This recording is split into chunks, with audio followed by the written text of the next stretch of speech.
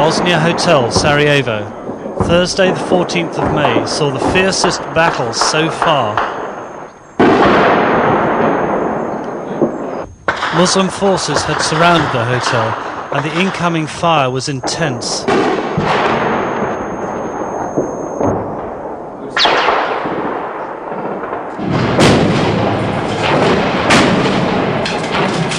Our BBC office took a direct hit from a mortar. We huddled in the corridors outside, and when we had moved the edit gear to a safe place, we continued to work. The first light in Sarajevo brought the first shots of a desperate battle. Outside, the battle continued. There were 6 direct hits on our side of the hotel alone.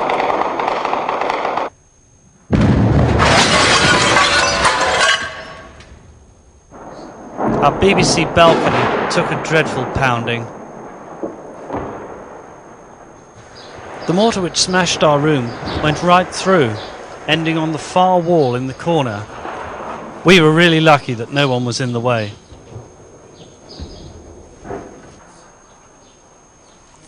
This picture on the wall took a direct hit from a bullet. Outside, more reinforcements and ammunition were pouring into our hotel, making it a very dangerous place to attempt to work. We held a meeting for all the media in the hotel and decided to leave as soon as it was safe to do so, taking with us all the people from every organisation that was there in the hotel, but leaving behind equipment that was obviously too large. So the next morning we were on the road. Run away, run away! Run away. This was the really scary part of the journey, in no man's land between the Serbian and Croatian sides. It's 7:20 and we've been up since 4:30. We've now reached Kiseljak and we feel fairly safe on our journey home. Time for a cup of coffee and some bread and cheese.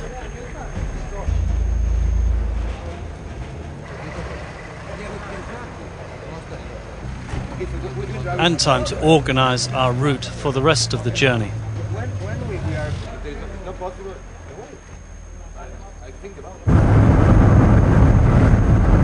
We had to cross over 2 mountain ranges on dirt tracks.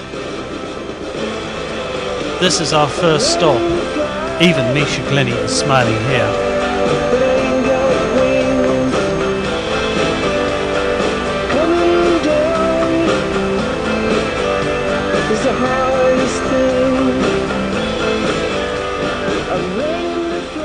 After a long and hair-raising journey through the mountains, we finally reached Split on the Adriatic coast, and very relieved we are to be here. Our escape happened 3 weeks after the first attack on the hotel complex at Elysia.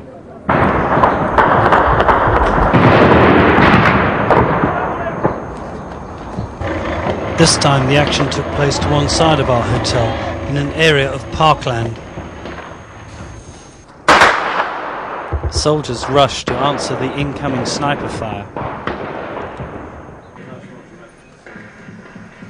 It was scary and very noisy.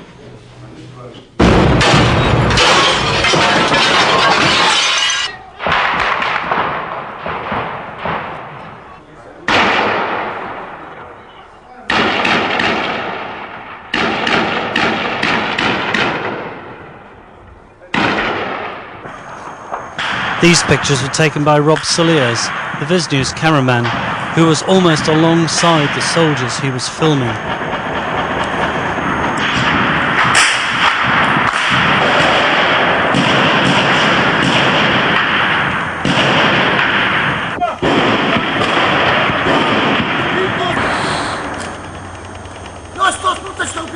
Despite the shouted warning, Rob Soliers paid the price for his bravery.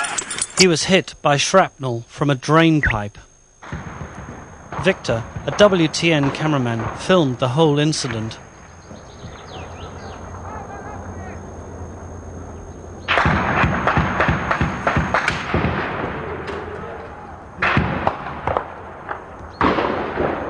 Rob was flown from the battle zone to Belgrade, where he underwent treatment and then returned to London. His arm will be okay. You can see the drain pipe which shattered, causing the shrapnel wound to Rob, and the position from which the shot came. The battle raged on for 10 hours.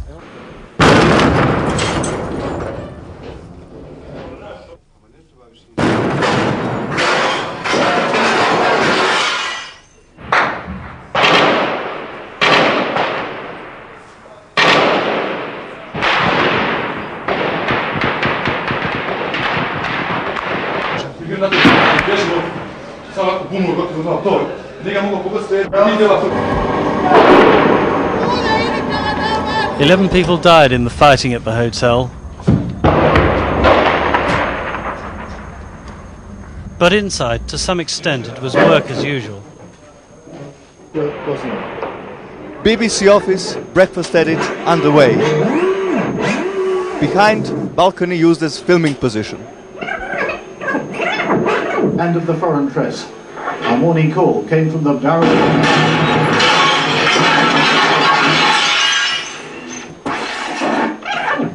The deafening noises outside make editing difficult to hear. To save the day. Martin Bell, BBC News, Sarajevo, Bosnia.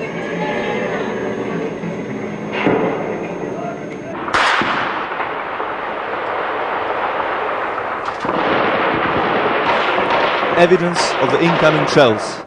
On the EBU balcony, Martin Bell getting ready for his breakfast time to weigh. Okay, I see. Yeah, that's good. Yeah, that's good. Surely the safest part in town suddenly finds itself in the front Inside, line. the tape package is about to be fed to London.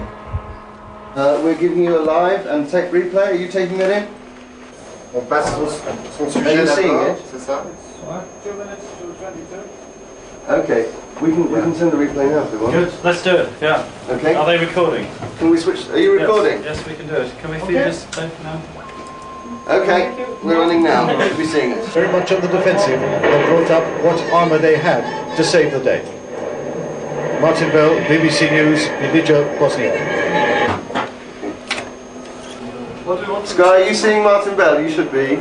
Can you try and raise up the audio level in London, please? Because there's too much banging going on me, it's hard to hear you. Great, that's a clear. It's okay? Yeah.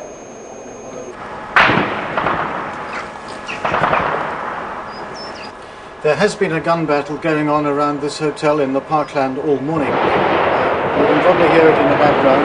It hasn't stopped. It's quite intense. We have now been told, or rather the European community monitors here have been warned, that this place has been targeted for incoming mortar fire sometime around now. So it's not a very comfortable situation, but I can assure you from personal experience that there is no ceasefire here.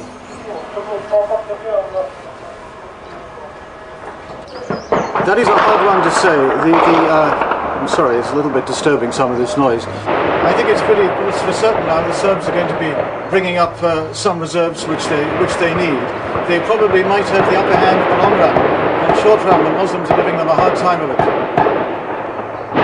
It's hard to know since what started yesterday because we haven't heard from their political leaders who've gone to ground in one of their strongholds in the mountains over there. Originally, what they were trying to achieve was freedom and security for the Serbian people inside Bosnia. And the three communities working together in the future as they have done in the past, excuse me. But it is difficult to see that working at the moment because there is not, as you can hear around me, the will for a ceasefire. I don't think they're near exhaustion. Lord Carrington is supposed to be here tomorrow, negotiating from this very hotel. I don't see that happening. I'm hoping that there's going to be a ceasefire in the next few hours, but I see no sign of it. And if you'll excuse me, I just want to break off because we've had some incoming sniper fire and I don't want to endanger the crew out here.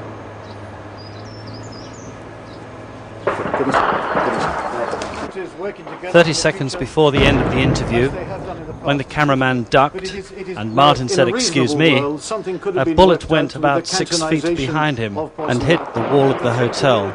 You can just see a white flash on the right of frame. The bullet was dug out of the wall and Martin still keeps it. just after 10 o'clock the same morning, and on the safe side of the hotel. 6 a.m. We also noticed that An interview with Colin Doyle. 50 meters as the headquarters of the EC Monitor mission has come under some fire this morning. This battle has been raging since about 6 a.m. There was a plan for Lord Carrington to be here tomorrow. Is that now feasible? Well, I will have to contact Lord Carrington's office today to make an assessment of the situation. What's uppermost in our minds now is to make sure that if he comes, he's got to be secure. We don't know how we're going to do that at the moment. We'll have to wait for the situation to develop. We'll have to consider whether or not it's safe enough at this stage for this important visit to take place. Or if the will for peace is here? We don't know whether it is at the moment. We've made a lot of appeals. The situation is very serious. We are not too sure what we're going to do at this stage. Thank you. The day before, and the television station came under attack from Vratse and the hills behind. We start with Julius running.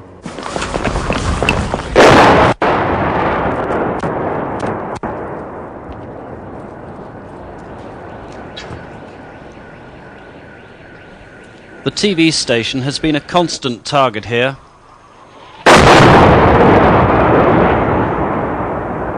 It received 6 direct hits on this morning alone.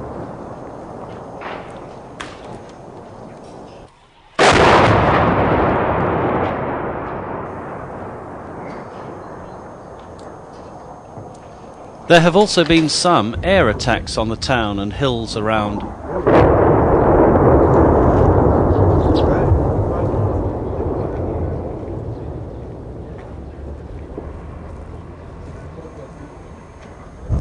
The transmitter mast took a direct hit.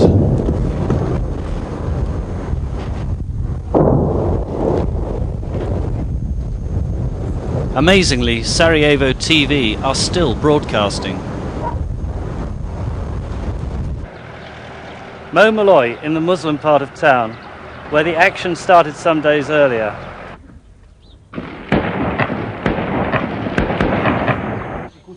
After being tipped of a barricade at Moimilo, we found ourselves under crossfire.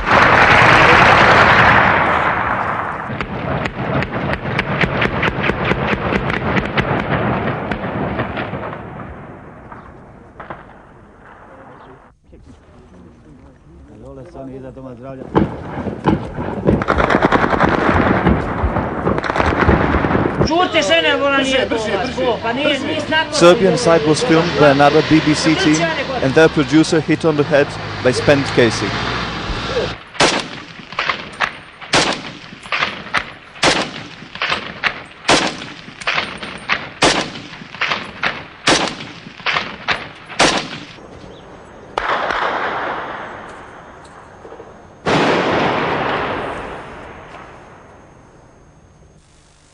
As witnessed by amateur VHS camera, some time was spent in pacing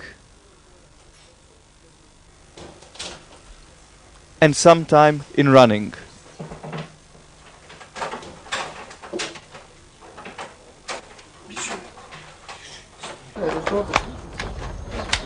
There has been fighting in most towns of Bosnia. This is Chaplina.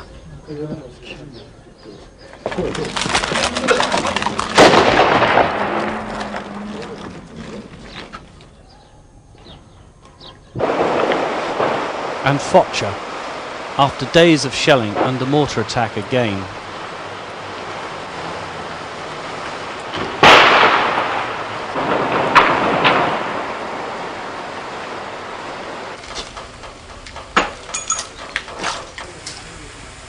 The damage is really awesome, and the human suffering is on a tremendous scale. There are now more than 1 million refugees in Bosnia.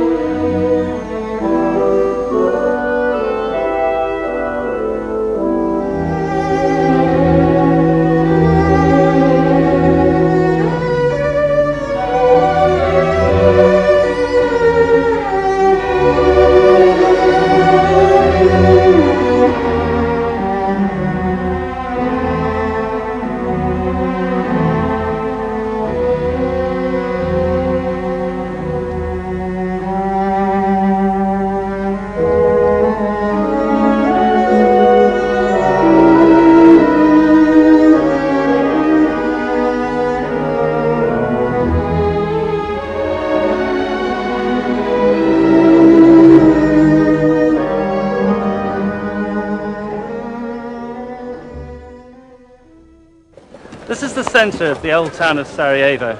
You can see the damage, but it's hard to imagine what goes on here most nights. This was going to show how life went on as normal, but on the next Saturday...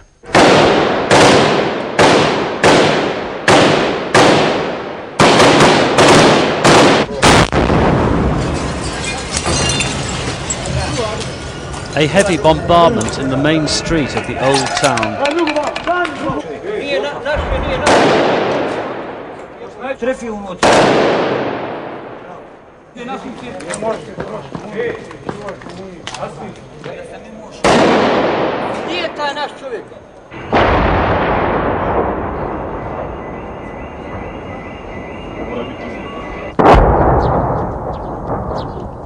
It was the heaviest day of shelling on Sarajevo from Serbian positions in the hills.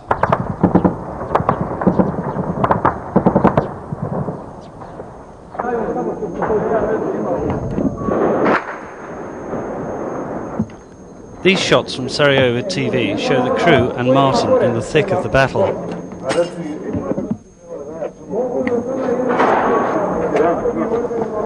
There were some times for fun. Our BBC car flew the Union Jack, and before our balcony had been hit, every day we held a special ceremony.